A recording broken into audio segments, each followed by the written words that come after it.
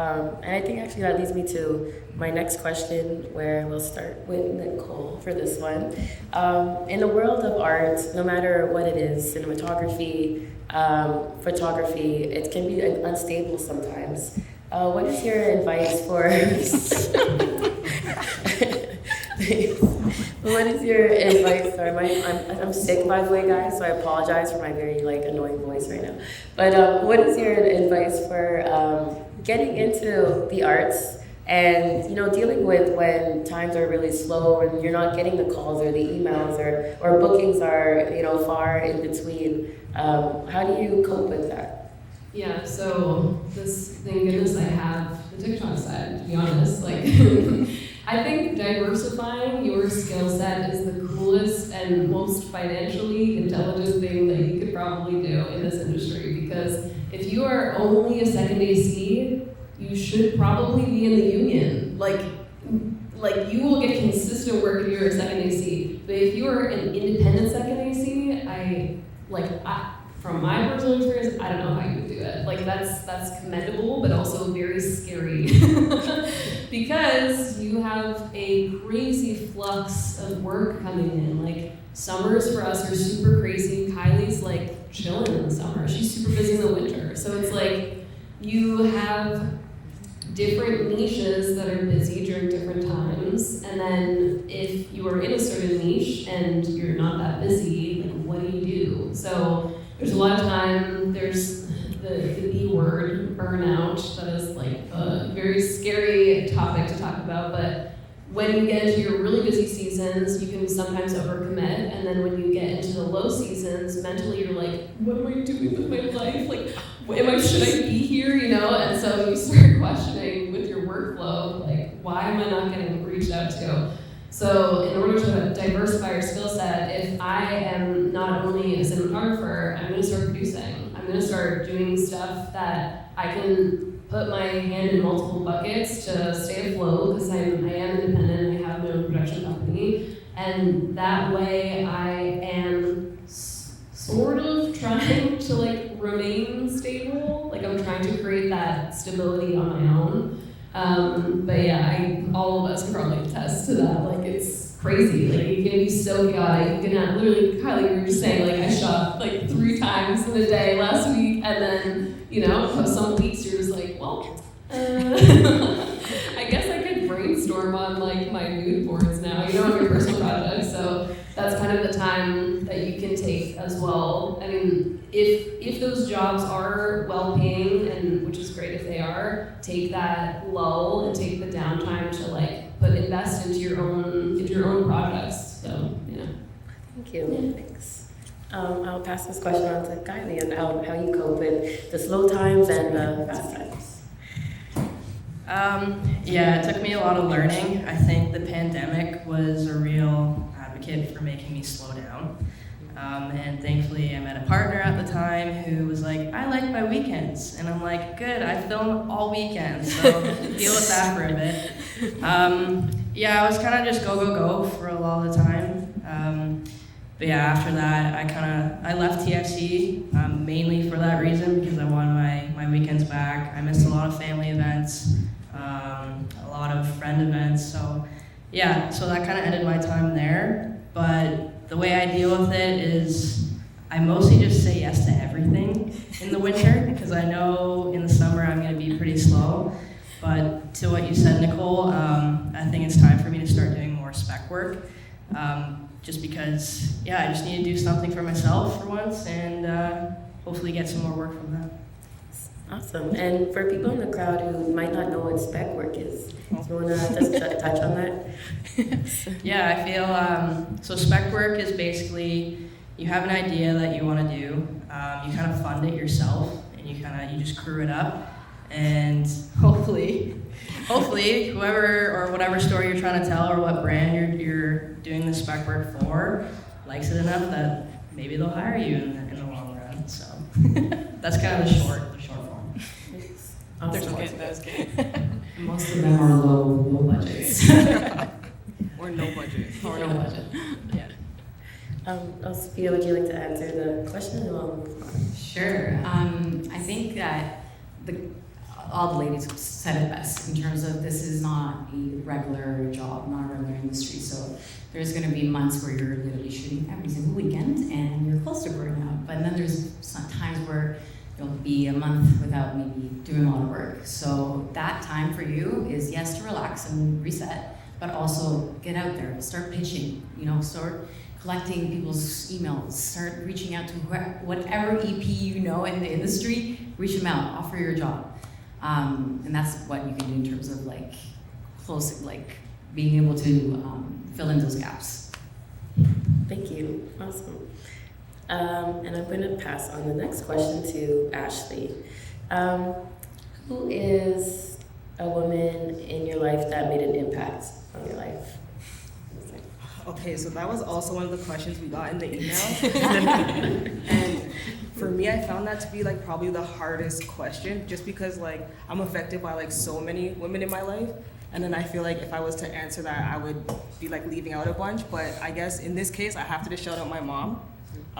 Cause that's it's my bestie. She's definitely taught me a lot about work ethic, never giving up, just persevering. And she honestly, she has the most nicest affirmations, mental health on and popping. So anytime I go through anything, I can always just talk to her about it. She's not in the art world, she's in the hair world, but she still understands we go through similar things across our industries. So I'd definitely say my mom for sure. Awesome. Shout out to moms, any moms in the great. And Nicole, who's a woman in your life that inspires you? Well, I have to say my mom.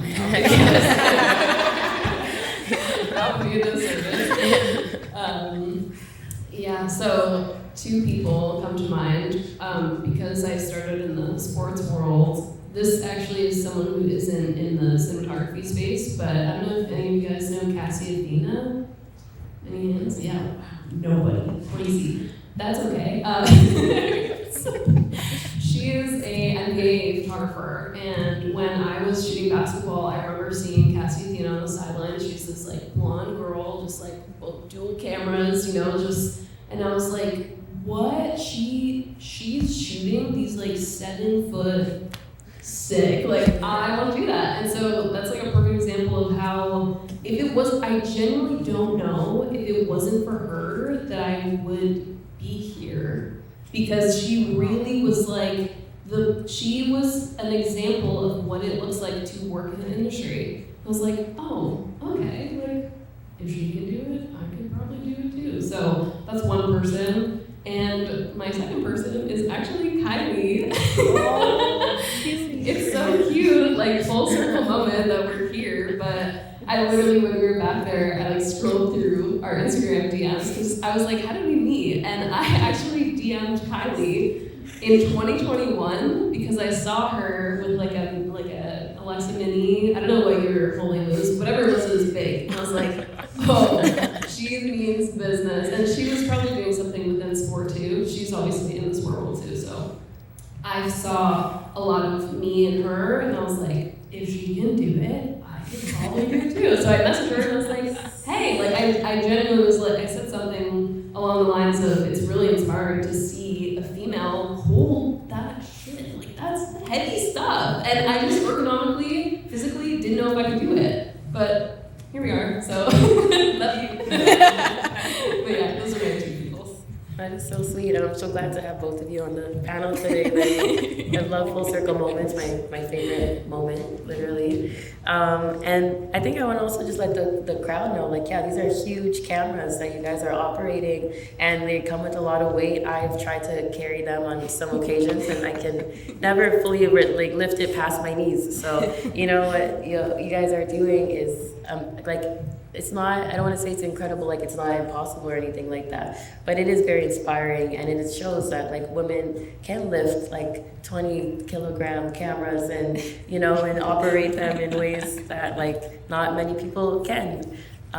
So yeah, and I'm gonna pass on this question now to Kylie and then Sophia. So good timing, because the person who inspires me the most just walked into the room. Amazing. If you don't know who she is, her name is Angela Sue. She is a producer at MLSE in the, creative commercial vertical? Yeah.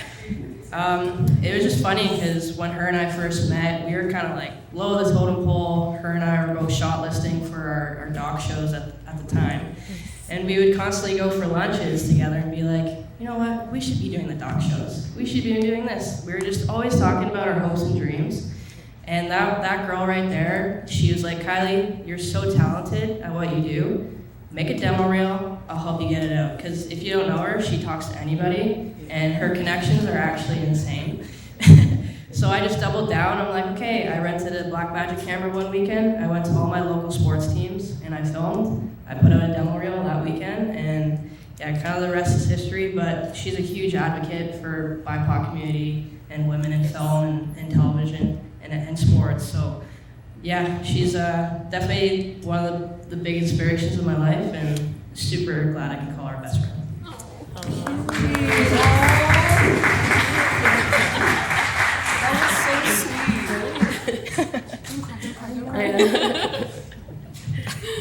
And Sophia, who's a woman that inspires you? Well, I have to say my mom too now, obviously.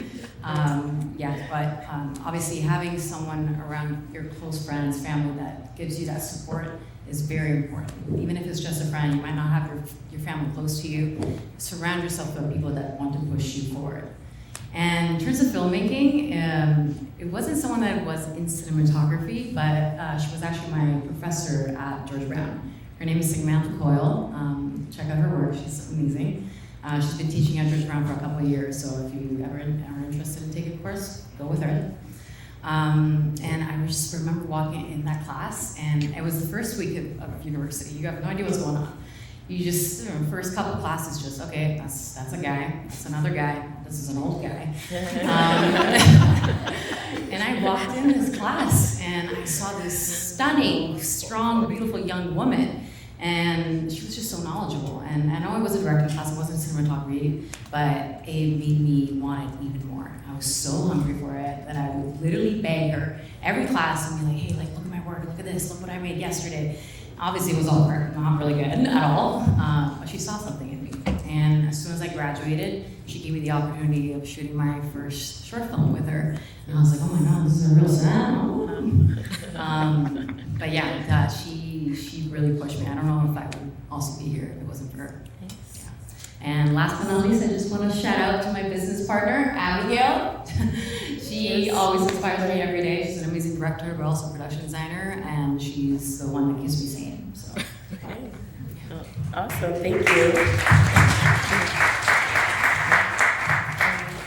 Very heartfelt stories from all of you, and I love that we're pushing it forward and continuing to inspire women who've inspired us and so on. So Sophia, I'll start with you for the next question. I'm even deciding which one to go to first, but I think I'll start with the production company you and your partner have just started. What are some challenges you found in starting a production company? Maybe there are people in the room right now who are thinking about it, who want to, they're not sure yet. But yeah, challenges and triumphs, and maybe some of the projects you've worked on too. Sure. So I want to start saying that we're not actually a production company, but more of a creative studio. So I came to a realization with the multiple tries of like, when you start in film, or you want to get represented by an agency, or you want to start a production company. That's usually, well, at least that was my experience. And started working with Abby, I actually realized, I was like, I don't need to start a production company. I want to write. We are creatives that enjoy storytelling. We want to make intentional work. So we classify ourselves as a creative studio, but we went through a lot of hiccups before actually being able to, starting to release our work as a wild card. But it didn't take a day. Let's just say that. It took a lot of multiple tries, and finally now, a couple of months, we're starting to finally get recognized. So awesome. And is there a meaning behind the name Wildcard? It says it best. Actually, Abigail was the one that came up with the name. Well, because we don't want to only, we sell ourselves as a director and DP duo, but we also realize it's like we are really good writers. We are intentional with our work. Everything that we put out there is written and done, created by us. So we are the wild card. We're not that old gentleman from the US that usually gets picked, but we're two strong female filmmakers that write, execute, and bring it to the table. Nice. Love that. Thank you.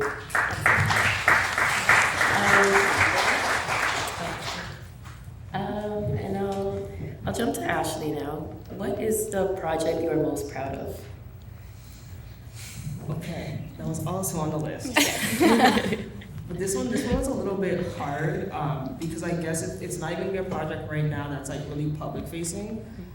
2 years ago, I did this project called Clothes, and it was a series done by 10 by 10, which is essentially they get 10 queer lens-based artists to shoot another 10 queer artists, and then they put in a book. So it's normally like 100 queer people that get highlighted every year.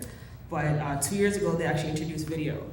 So everyone kind of had like different themes. So it could be like all black and white, or everyone's in a specific T-shirt, or like all the photos have like a specific shape or to them or whatever. But I wanted to do mine on like queerness in clothing, because I felt like there's just such an interesting relationship between like how we dress and like how people perceive us, but how we perceive ourselves, and kind of that relationship. So so essentially I got like 10 of my friends.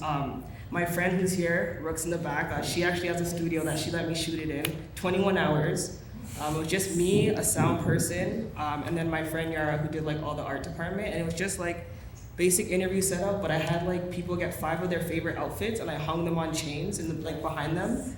And then it got premiered at the Art Gallery of Mississauga, and it was like, honestly, it was really good. They're like 6-minute episodes. I think it was my proudest work because it was something that I actually want to do. Like as a cinematographer, like we get hired for stuff that like, we enjoy the project, but it's not like ours. I feel like that was like my baby. So I think, that's definitely what I'm most proud of. Thank you. That sounds awesome, and really nice to even envision like the clothes behind them, and like just what they picked out, and like it kind of screams like who they are and what they want to bring to the camera. So. Yeah, and also I was gonna say, even some of the things that people were saying about their clothes, it was stuff that I wouldn't like really think of. Like someone had like really big baggy pants, and like she was saying like she was really, really depressed, and like those were her go-to pants where she felt like safe and comforted. Or like someone might have like body dysmorphia around their chest, so they might wear like bigger shirts to kind of like hide their breasts. So just like all these little like nuanced things that I got to like learn about like the closest people to me. So it was interesting.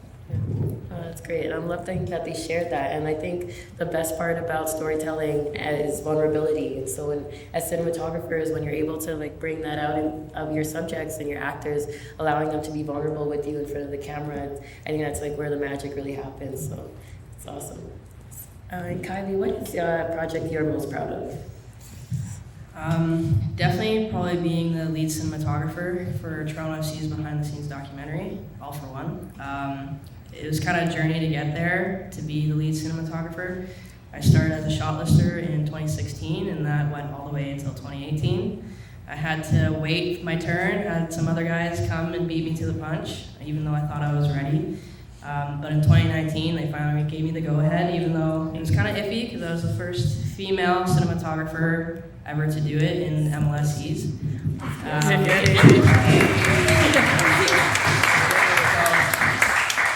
It took a bit to get everyone's heads wrapped around it, because there is locker room access, but it was something that was fulfilling to me, and I would even have fans coming up to me during games being like, "Thank you for what you do. I love your stories. I love the way you capture it." And it's something I'll hold dear to my heart. I still talk to that crew every single day almost, especially when the season's going. So I'll remember it forever. Thank you for sharing. That's awesome. My personal favorite project because of all the whole experience of it, was actually a spec project that I released 2 months ago. Little backstory, I wrote it 6 months ago, and it was about hyperstimulation from sound. In terms of like, you go in certain places, maybe it's a mall, and there's chaos. You just want to put your headphones in and just leave. So I wanted to write something intentional. I wanted to write something that I get affected from every day. And I pitched it to my business partner at the time, Abigail, and I was like, listen, I want to DP it. I don't want to direct it, I just want to write it, and let's bring it to life. And it took approximately 6 months. It was shot in a library, a very antique library. If you ever decide to write a production, do not do it in a library, because it was a tremendous, I'm not joking, but it was a tremendous process to be able to lock certain locations. And then, therefore, obviously, being a spec, it was a very, very low budget. I needed to find a crew, and not paying crew is not ideal. So, again, it took months and months to be able to get to that point, but we got to the production day, and I remember looking around on set and being like, oh my God, there's like 35 people on set. And shout out to my friend Talia here, the amazing Steadicam op. But because of all these people that believed in that vision, we were able to create that project. And it's one of the ones that I'm most proud of. And yeah, hopefully maybe you'll see it tonight on screens. But yeah, I'll carry that project for the rest of my life in my heart. Awesome, thank you. And we will end with Nicole answering this question before we go into Q&As. So start to have your questions ready. So yeah.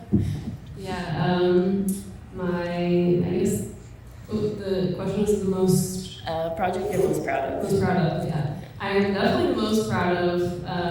It's again not out yet, but it is the media day for the PWHL, and that was the coolest thing.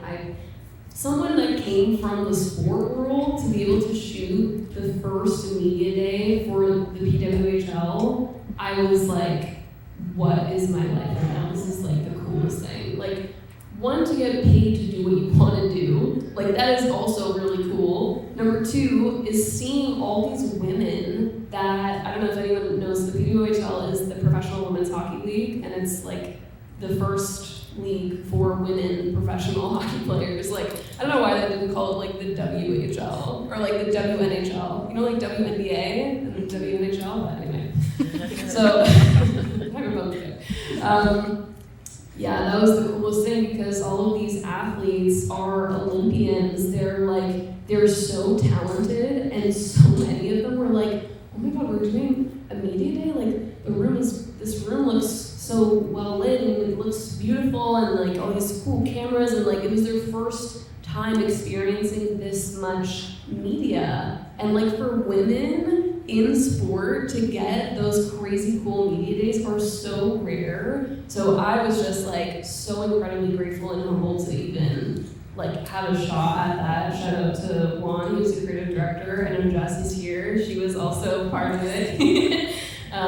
Yeah, just what a phenomenal experience, honestly. I'm so excited for it to get released, and hopefully we get to see it on the Jumbotron or something. That was so cool. Yeah, anyway, that is my favorite for sure. Oh, that's amazing. Thank you. Yeah. I love that synergy too, because it's like bringing more women into film and then more women into sport. There's a lot of movement right now for both happening, and pushing that forward. So I think it's like just coming together really nicely in that way. Yeah, and I'll say one thing too. There's definitely a time and place to hire for certain stories, and so the PWHL, it's such a tongue twister. Like just right, like I don't know.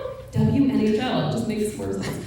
Anyway, yeah, I just think like so Hakeem, he's my like ride or die. He's a phenomenal producer. He works with them now, and he made the decision to be like, let me hire a girl to shoot this. Like that was his priority, top of mind. And I remember going to Juan right after he asked me, and I'm like, I haven't shot a media day since like 2019 when I was literally shooting basketball on my A6500. Like, what am I doing? And so there's a line, and there's like I think you have to understand as a producer and whoever you're hiring that you have the skill set as well as the fact that I'm a woman, right? Like, I know that I needed to bring a certain level to this project, and like, I also wanted to bring Juan on because Juan has done media days like the back of his hand. Like he's done like 16, you know? So it's like, if I'm gonna have anyone else on board to help me, it's gonna be him, and he's the guy. So, you know, like there's a time and place, you know, it's such a great area to talk about because it's like, I wanna hire someone who is skilled, but I also wanna make sure that optics are first in mind as well, like equally.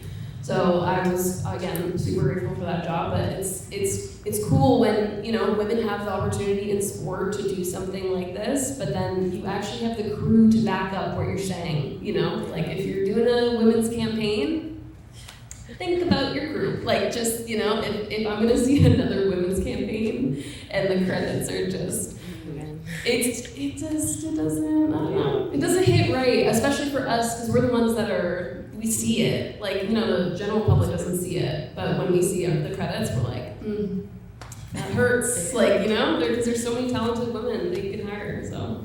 Yeah. I just had to say that. I 100% agree with you as well. I directed a documentary film last year, and for the production company I was working with, one of my requests was that majority of the crew was female, because the story we were telling was about a young Muslim black woman who started her own basketball league. And so I really wanted to make sure we had all female crew as much as possible. So I really love that, and I definitely stand for that, and I think that ties back to representation as well. And That's yeah, important. so, Yeah, totally. thanks. So we'll take a few questions from the crowd. Okay, I see a hand right back up back there. What was the moment that you realized and started calling yourself a cinematographer or a director of photography? Thanks. That's a good question, Zachary. I think that for me, especially because I went the route of the film school route, and not every filmmaker goes to film school, and you don't need film school, and that's, I just want to make sure that we say that. But I think that when I actually started going to film school, I had no idea what I was doing. I had no idea how the film industry worked. I knew nothing.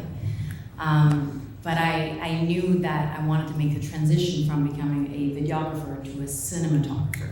And that means bigger sets. That means you are in charge of a team. You have to delegate. You have to make sure that things go on time and client is happy. There's a lot of things that revolve on becoming a cinematographer and a leader. But I think that it probably hit me when I was closer to graduating and I started working as a commercial director of photography, and I was like, that was the gap, and that's when I realized it. Thank you for that question a lot too, because I think there is, as I hear